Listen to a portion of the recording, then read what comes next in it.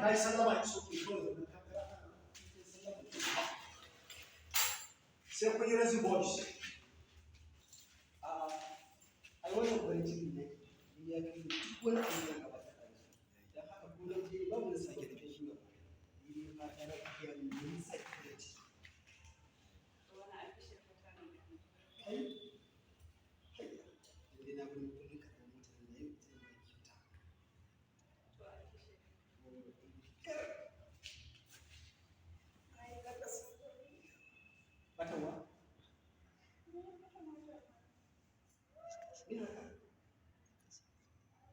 me batan wata juna biyu kuma shi ne kike mun murna saboda kina juna biyu dudu shi ne zai cikin gidan har yanzu ba ki wata uku ba ki ce mun kina juna biyu Bibi in har mun Allah da watannin auren abin da wasu suke nema da kuɗi Allah ya bar wata da su mutum da Allah ya ba mu gama cin abinci mu ba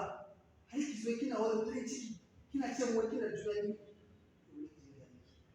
ban ce ba na sani ba amma ban yadda ta zo a wannan kara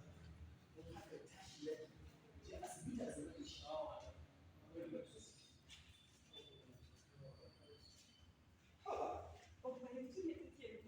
ba na sani fahimta buri na ji abin da nace ai mutum ke yi ko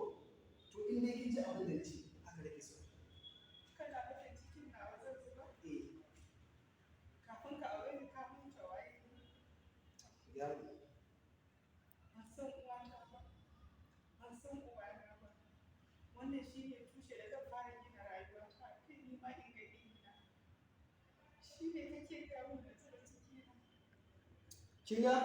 wannan kukan naki wallahi duk ba zai yi ba